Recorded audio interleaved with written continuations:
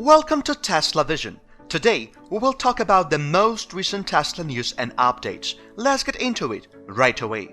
There has been a dramatic spike in demand for Tesla's Model 3 Standard Range Plus rear-wheel drive and long-range dual-motor all-wheel drive variants in Japan, after the company recently announced price cuts for its Model 3 electric sedans. Following these price reductions, the delivery period for the two mid-range electric sedans in Japan has been pushed back as far as 12 to 16 weeks from previous estimates of 6 to 8 weeks, according to an anonymous source. The reservations for test drivers are also difficult to get, as one has to wait for them a bit longer, sometimes for more than 3 weeks. However, Tesla has encouraged customers who want faster delivery to consider purchasing stock vehicles on the company's official website.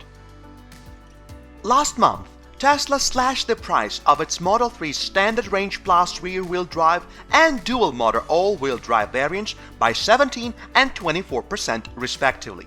Tesla Model 3 short-range model is now selling at a starting price of around 4.3 million yen. It used to cost 5.1 million yen. The long-range Model 3 version is now selling at 4.9 million yen. It used to cost 6.5 million yen before the price cuts. With the Japanese government's pushing to end the production of gas-powered cars by 2030, Tesla's price reductions for its EVs sound a warning to Japan's automakers to brace up for a potential price war in the world's third-largest car market.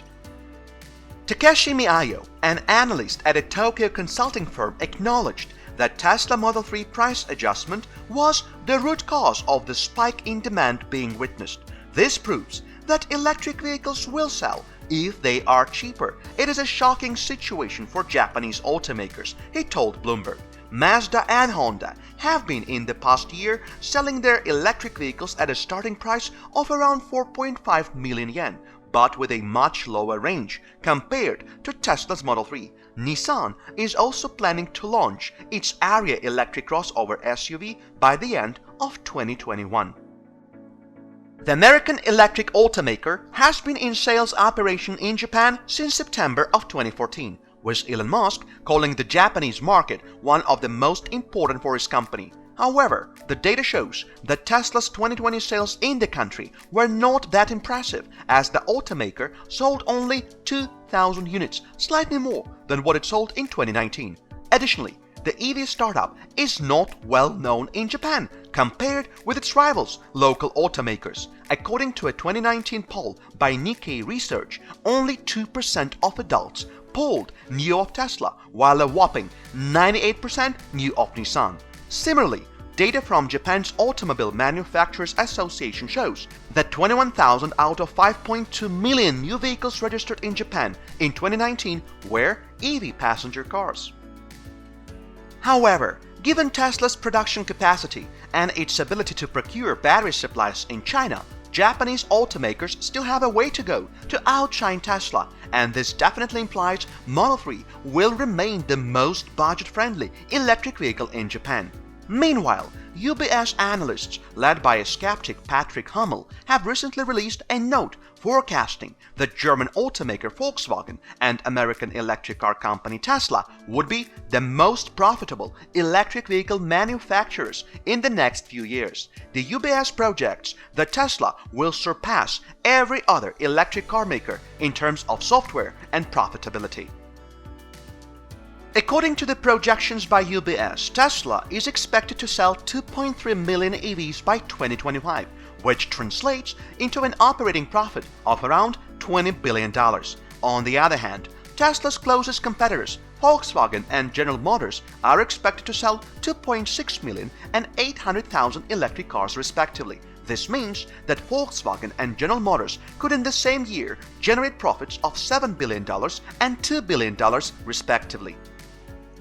According to Hummel, Tesla's projected $20 billion profits will not come from its cars, but rather from its over-the-air updates, advanced automated driving, and full self-driving feature. The analysts estimated roughly $9 billion of Tesla's $20 billion in revenue will come from the automaker's full self-driving package that is expected to be provided to the general public in mid-2021. With Tesla's over-the-air updates, owners will be able to upgrade their vehicles via an internet connection.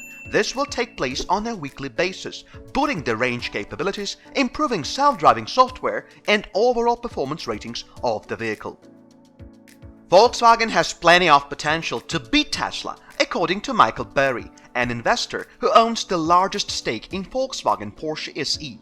In January, Burry predicted that Tesla's shares that soared to more than 600% in 2020 would suffer a massive collapse. What sets Tesla apart from everyone else, according to the UBS note, is perhaps its focus on electric cars. In a Wednesday report, the analyst predicted that in the long term, companies producing mass-market EVs, such as Tesla, will continue to have a substantial lead in the sector over traditional automakers. For instance, legacy manufacturers like Volvo and GM have set dates of when they will bring their last internal combustion engine vehicles off the production lines. Yet the longer they wait, the more they will lose their market shares to Tesla.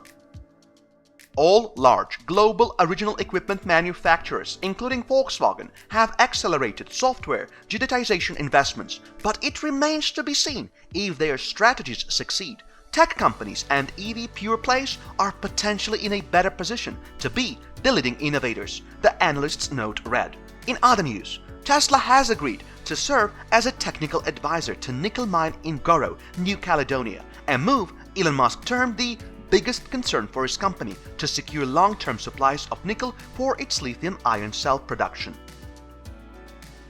Nickel is a critical component for the most powerful lithium-ion batteries, like Tesla's 4680 tabless cells, unveiled in 2020 at the Battery Day event. Tesla is expected to use these new design batteries in its highly anticipated commercial EVs, like the Tesla Semi and the Tesla Cybertruck, both of which are heavy-duty trucks that require powerful battery packs to achieve their target driving ranges.